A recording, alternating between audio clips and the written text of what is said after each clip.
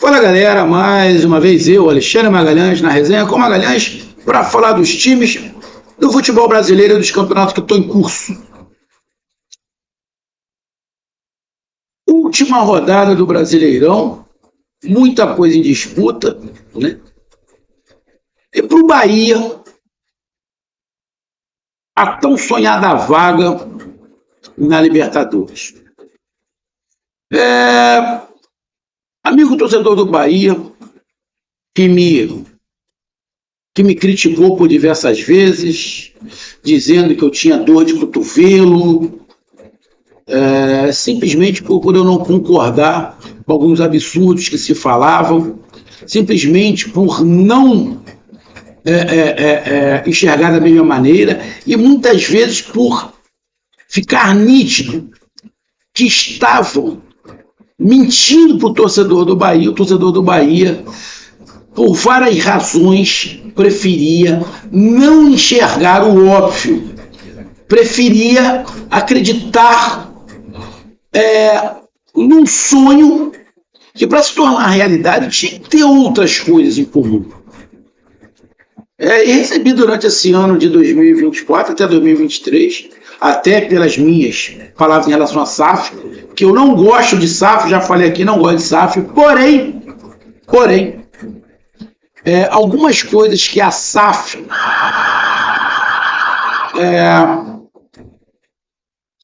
do Bahia está fazendo, eu estou gostando. O torcedor do Bahia pode não estar gostando. Por incrível que pareça, a SAF do Botafogo foi campeão. Eu acho que era isso que a torcida do Bahia queria, que o Grupo City fizesse a mesma coisa que o Dextor fez. Mas eu vou ser bem sincero, meu amigo torcedor do City. Se eu tivesse que escolher uma SAF, eu não escolheria a do Bahia, a do Botafogo. Eu escolheria a SAF do Bahia. Porque eu vejo que a SAF do Bahia, apesar de eu não gostar do SAF, mas eu vejo a SAF do City querendo fazer um trabalho de pé no chão, querendo fazer um trabalho de consolidação. Porque, na minha opinião, o que o Dextor está fazendo com o Botafogo, uma hora a conta vai chegar e vai bater doída, do jeito que o Dextor está fazendo. Conquistou, era isso que a torcida queria, mas na minha opinião, o imediatismo precede a quebra. O imediatismo. E no futebol, essa conta chega rápido. Bom, o torcedor do Botafogo não está cagando para isso, não quer nem escutar. Mas essa é a minha opinião. Já o que o Grupo City está fazendo, apesar de a torcida do Bahia reclamar bastante, mas eu acho que é um trabalho, por mais que seja demorado, mas eu vejo como um trabalho de consolidação. Eu vejo também um pouco errado, um pouco diferente do que a torcida. Eu sei que a torcida quer para ontem. A torcida quer para ontem. Igual eu vi vários canais do Bahia, eu vi vários canais do Bahia e canais grandes do Bahia. Foi o seguinte: irmão, eu quero que se foda o que vai acontecer amanhã, eu quero título hoje. Eu não quero saber de amanhã, eu quero saber de hoje. É por isso que o Bahia está há tantos anos sem ganhar porra nenhuma a nível nacional, porque quer hoje. Não quer ter paciência no trabalho. E o Grupo City está fazendo um trabalho. Ele vai falar: pô, galera, você sempre criticou? Sim, não gosto de SAF. Mas o Grupo City está indo pelo caminho do trabalho, não do imediatismo. O imediatismo precede a queda. Bom, essa é a minha visão. Então, esse é um ponto. E aí, nessa situação, o torcedor do Bahia vislumbrou coisas que eu sempre falei aqui. Cara, isso não vai acontecer. O Bahia não tem time para isso. O Bahia montou um dos melhores meio-campos do país em 2024. Mas só. Só com 4 jogadores você não vai ser campeão. Lógico, se a gente pegar o ano, o Bahia decepcionou bastante, óbvio, mas eu não estou falando de ano. A gente está falando aqui de campeonato brasileiro. Tá? E era óbvio, era lógico, só um torcedor muito cego que não ia enxergar que o Bahia chegar a um determinado momento que o gás ia acabar. E aí iam jogar a culpa em todo mundo. Iam jogar a culpa no Rogério Ceni. O Rogério Ceni teve culpa sim. Aí iam jogar a culpa nos jogadores que não têm vontade mais, que não querem nada, que já estavam pensando em férias. Aí no Grupo City que não presta, no Grupo City que enganou. Ou seja, mas isso era lógico que ia fazer com o Bahia. O Bahia montou um time bom, mas mesmo time bom não era para brigar por título. E não tinha elenco. Contratou 2, 3 jogadores ali para substituição, o restante era abaixo da média.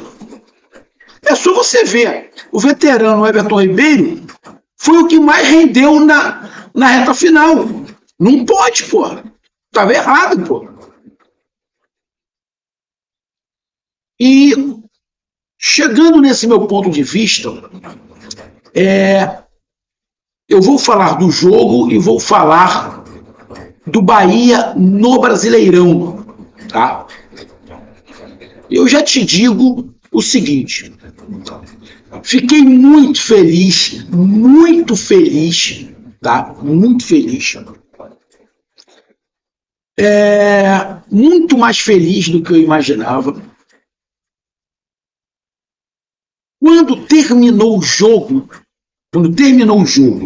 Bahia 2, Atlético Goianiense 0, a comemoração, como se fosse um título. Cara, sensacional! Os jogadores comemorando como se fosse um título. E a torcida também. É isso. Quando foi a última vez que o Bahia chegou na Libertadores? Então, irmão, o Bahia ter conseguido a pré-Libertadores é para comemorar como título. Há poucos anos atrás estava na Série B. Ano passado quase que cai. Mesmo com o Grupo City. E esse ano não teve perigo algum, em momento nenhum, de rebaixamento. Lógico, contou um pouco com a sorte, contou um pouco com a incompetência dos outros adversários. Mas você conseguir chegar numa pré-Libertadores, na minha opinião, era o que esse time do Bahia iria conseguir. Eu nunca falei aqui que o Bahia iria brigar por vaga direta na Libertadores. Aí eu estava falando quando era 4. Aí depois que virou G8. Mesmo assim, para mim a briga do Bahia sempre foi por pré-Libertadores. Eu sempre falei aqui, mas parece que em um determinado momento a torcida do Bahia entendia pré-Libertadores como prêmio de consolação. Não era prêmio de consolação. Era troféu para o Bahia estar na pré-Libertadores. E a torcida teve um momento que não entendeu isso.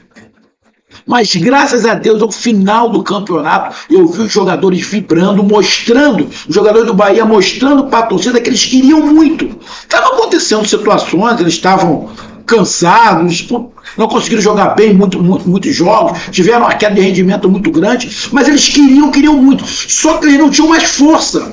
E ao final do jogo você vê o choro de alguns, a comemoração, o grito, a correria, a torcida gritando. Então, irmão, eu dou os meus parabéns ao Bahia, à torcida do Bahia que entendeu, aos jogadores também que se dedicaram.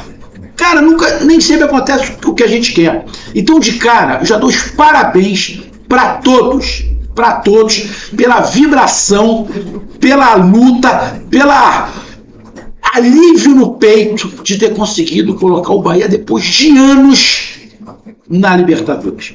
E só vou me lembrar, o Botafogo ano passado conseguiu a vaga na pré-Libertadores.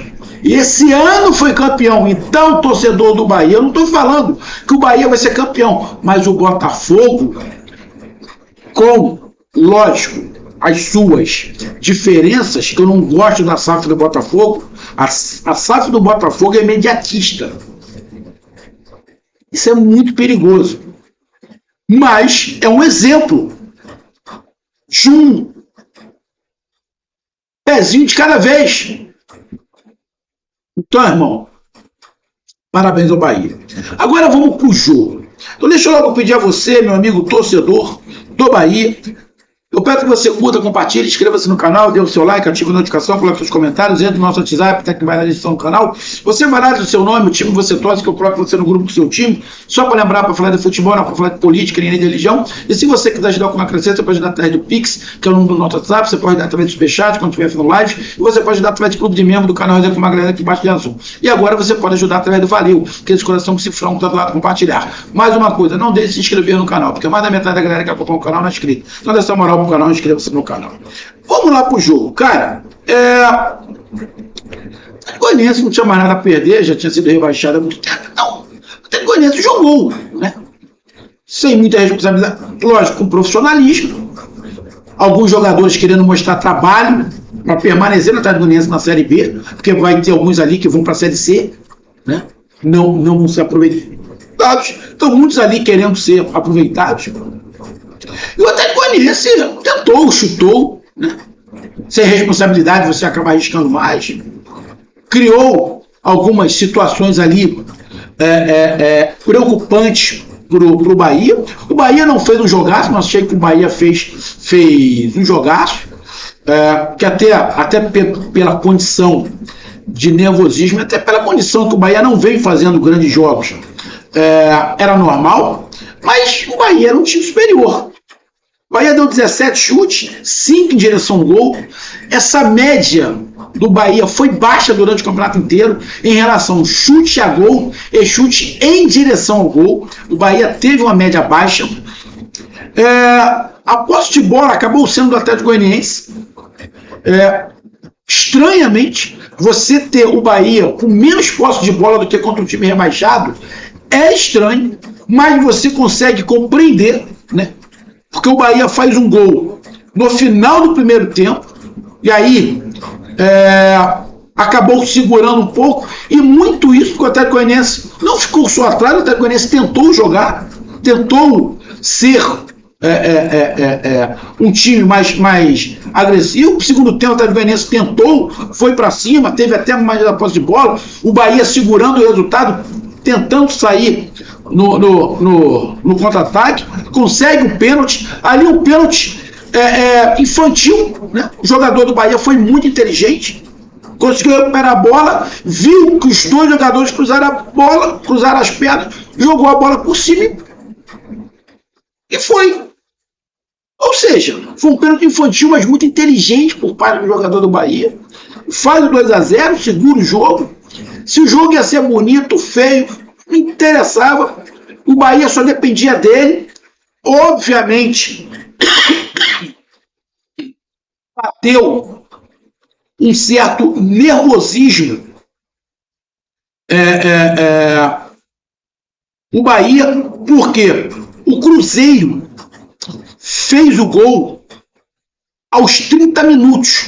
O Cruzeiro fez 1-0 com o Tevez aos 30 minutos do primeiro tempo. E aí o que acontece? Com este resultado, o Cruzeiro estava indo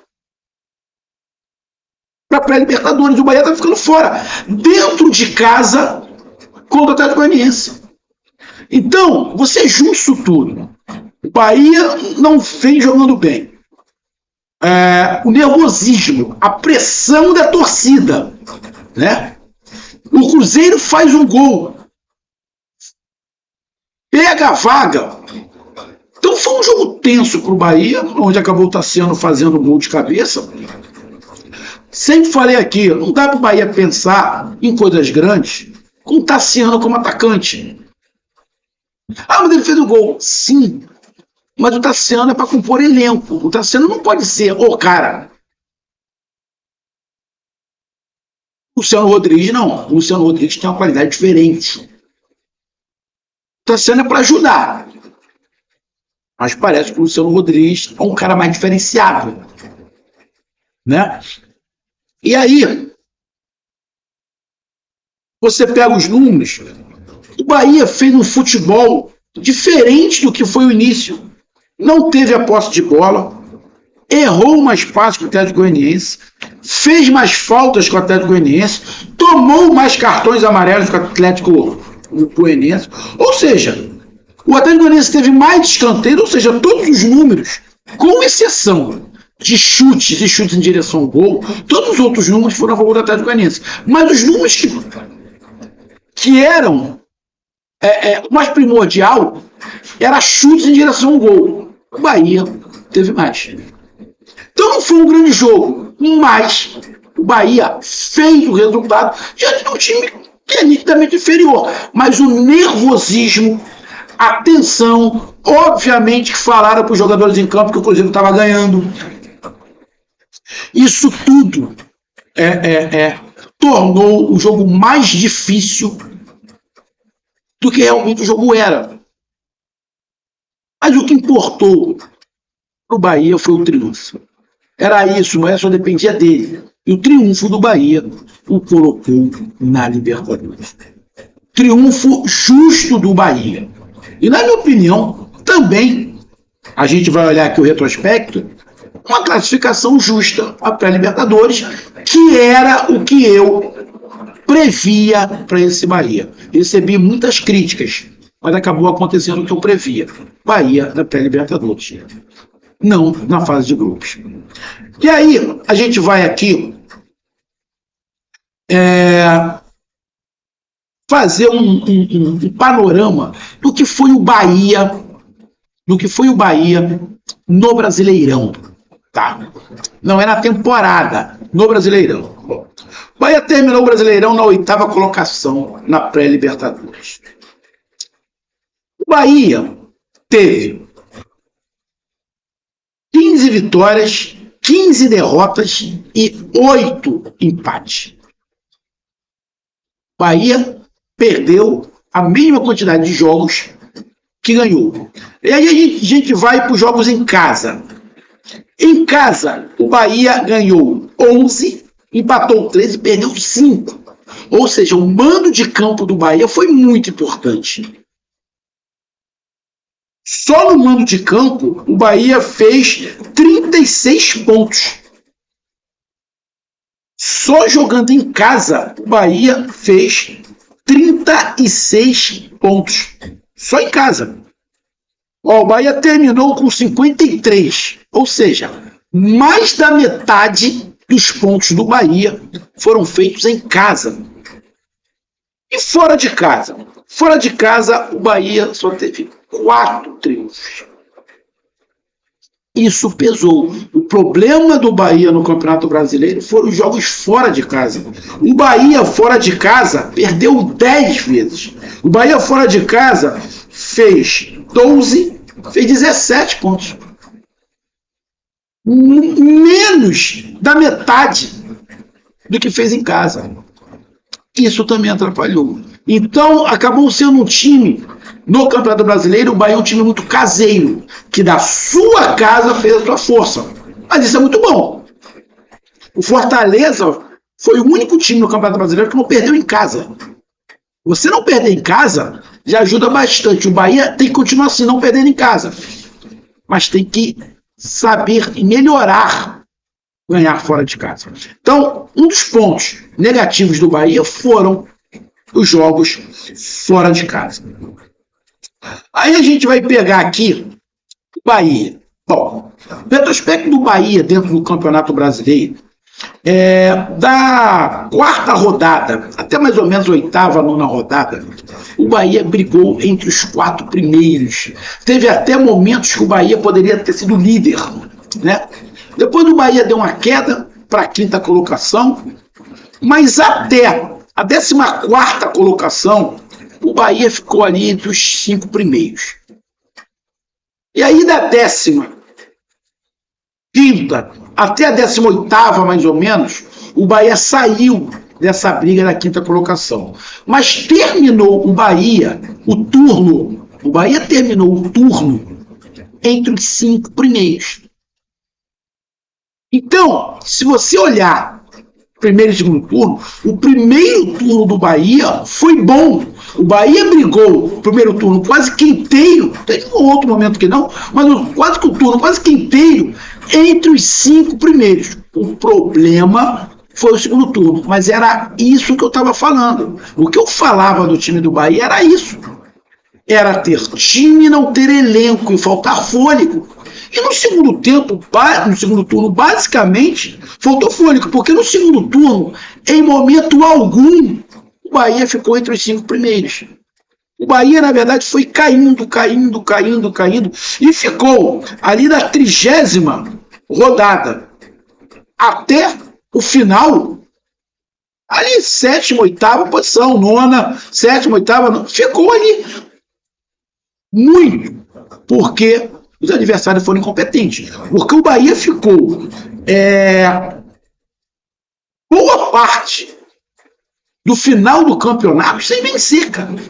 Sem vencer.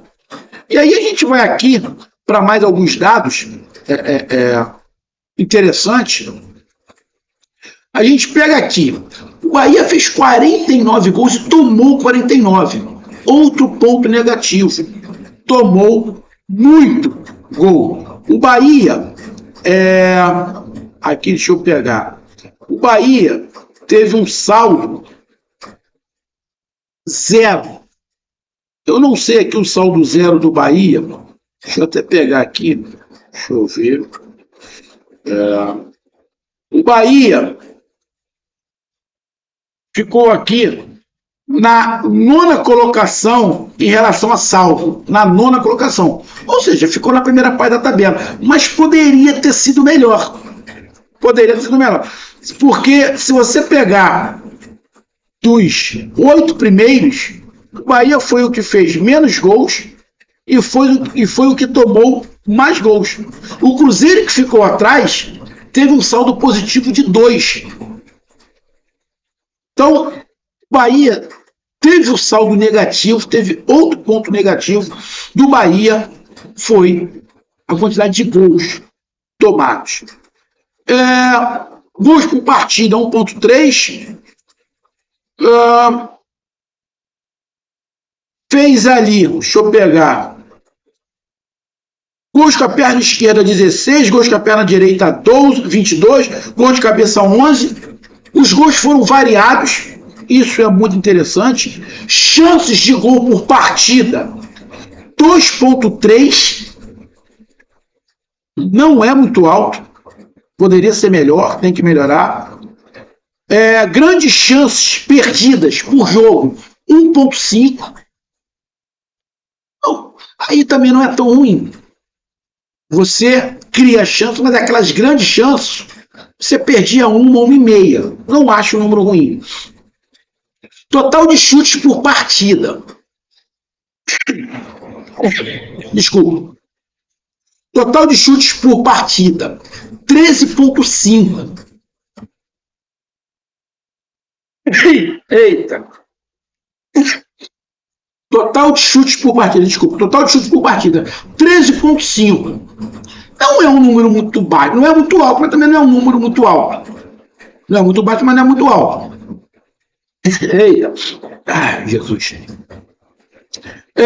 Chute no gol por partida, 4,6. Isso é baixo. O Bahia sempre criou muito, chutou muito, mas em direção ao gol, o número do Bahia foi baixo. Se você tem 14 chutes, em média, você tem que ter pelo menos 7 em direção ao gol. Ou seja, de cada 2 chutes, 1 você acertar o gol. Então, o Bahia teve alguns pontos negativos. Primeiro, triunfos fora de casa. Não foi bom. Aqui, chutes em direção ao gol. Não foi muito alto. Tinha que ter sido mais alto. Isso atrapalhou. Chutes para fora foi maior do que para dentro do gol. Isso tinha que ser mais igual. Tinha que ser mais parelho. Deixa eu pegar aqui. Faltas por jogo, quase 13. tá na média. O Bahia botou 15 bolas na trave. Bahia botou 15 bolas na trave. O Bahia fez 29 contra-ataques. O Bahia não foi um dos times que mais contra-atacou, muito pelo contrário. O Fortaleza, por exemplo, que foi o quarto colocado do campeonato, o Fortaleza contra-atacou mais de 50 vezes. Mais de 50 vezes. O Fortaleza contra-atacou quase que o dobro do Bahia, porque tem um estilo diferente. Então o Bahia, nitidamente, só pelos números aqui, não foi um time de contra-ataque, foi um time de posse. Aí a gente pega aqui, posse de bola do Bahia, quase 60%, a média. É o estilo do Rogério Ceni. Mas o que dificultou o Bahia e o que levou a muitas críticas da torcida é que o Bahia tinha posse de bola, mas tinha pouca finalização em direção ao gol. E isso os números aqui mostram que realmente foi verdade. Teve muita posse de bola, mas chute em direção ao gol foram poucos. Óbvio, você meter 15 bolas na trave também atrapalha um pouquinho esses números. Mas você pega passes certos por partida, quase 90%. Provavelmente o Bahia deve ter sido um dos times que mais acertaram passes no Campeonato Brasileiro. Provavelmente o Bahia foi um dos times que mais acertaram passes no Campeonato Brasileiro. Passes no próprio campo, ali, mais de 90%. Passes certos próximo ao gol, quase 80%. Ou seja, o time do Bahia, pelos números, é um time de muita qualidade, de toque de bola, que chegava muito bem tocando a bola na frente da área. O problema foi o chute em direção ao gol, ou seja, o Bahia teve posse de bola, teve controle de jogo, o Bahia tocava bem a bola, circulava bem a bola, tanto na defesa quanto no ataque, mas o problema está aí, identificado, ataque. E aí vamos ser sinceros, Ademir é médio, Biel é médio, eu sempre falei isso. Tassiano, o outro atacante lá do Bahia, eu esqueci até o nome dele. Cadê? O Everaldo, limitadaço. O Bahia, de cara para 2025, precisa de 2 atacantes. 2 atacantes, porque o time cria. Só que aí faltava um cara para dar opção, um cara para colocar a bola para dentro. O Bahia precisa de zagueiros. Se lembra o tal do Cuesta? Um dos melhores zagueiros do Brasil, que eu falei, vocês estão de sacanagem. O Cuesta foi colocado para fora do Botafogo, vocês estão lembrados? Já foi, muito bom, mas não é. Precisa de zagueiro. Zagueiro e atacante. Os números mostram isso. A gente vai pegar aqui. Bolas recuperadas, 48. Erros que levaram ao gol, 6. O time do Bahia não era um time que recuperava muita bola, não. Teve times que recuperaram muito mais bola. Mas por quê? Óbvio, o Bahia ficava mais com a bola, então recuperava menos. Dentro do esquema. A gente pega aqui. Desarmes por partida. Ficou em 50% na média. Time que corria, que gostava de desarmar, principalmente na parte de cima do campo, no último terço. Deixa eu ver aqui, faltas por partida. Menos de 12, não era um time muito faltoso, até porque a marcação do Bahia não era uma marcação pitbull, era mais um cerco do que uma marcação. O estilo de jogo e características dos jogadores. Cartão amarelo por partida, 2. Cara, você pega os números do Bahia, né? São os números que poderiam ter sido melhores em 2 aspectos. Triunfos fora de casa, isso atrapalhou muito a campanha do Bahia no Campeonato Brasileiro. E mais Uma coisa tática, finalização. Pecou muito finalização. Agora, em posse de bola, toque de bola, criação de jogada, elaboração de jogada para o gol, o Bahia foi bem. O Bahia foi bem. O problema dentro do campo era os dois extremos do Bahia não eram compatíveis com o meio de campo. O ataque do Bahia era muito mais fraco do que o meio campo e a defesa do Bahia também era fraca. E aí você tem ali o Caio Alexandre e o Jean Lucas, que não são pitbulls. Então você precisaria de zagueiros com um nível técnico mais alto. E zagueiros com características diferentes. Qual é a característica para o zagueiro do Rogério Ceni? Eu vou dar aqui um exemplo. Amigo torcedor do Bahia, eu sei que vocês não gostam do Flamengo, mas eu vou dar um exemplo do Flamengo.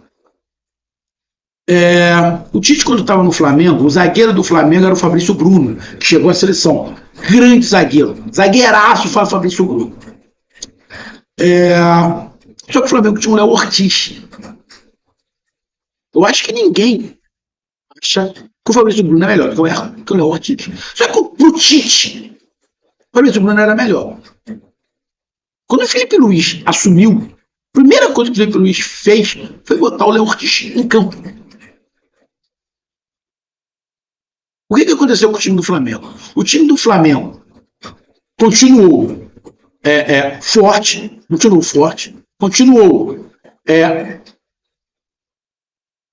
melhorou, né? E defensivamente, o time do Flamengo ganhou em posse, em passe e em ataque. Perdeu um pouco de velocidade, mas ganhou em outras áreas. É isso que o Bahia precisa. O Bahia não precisa de um cara só rápido e trombador. O Bahia, com o time que tem, ele precisa de um cara que saiba se colocar, saiba se antecipar e saiba sair jogando. Isso o Bahia não teve. Então, amigo torcedor do Bahia, o retrospecto do Bahia foi esse. Fora de casa, foi muito mal. Criou muito, ficou muito com a bola, mas os atacantes não ajudaram e a defesa também não ajudou. Era isso que eu falava desde o início, que eu dizia que o Bahia iria disputar, se conseguisse a pré-Libertadores, seria título, porque era um time desequilibrado. A defesa e o ataque são muito abaixo do meio de campo. Só que aí acabou estourando tudo no meio campo. Colocaram a culpa sempre no meio campo. Mas a defesa e o ataque são abaixo. Então Bahia, para 2025, principalmente, tem que montar uma defesa e montar um ataque. Talvez já tenha um jogador, o Luciano Rodrigues, mas precisa de mais. Tá aí a minha análise. Um grande abraço, até mais. Valeu, tamo junto. Fui!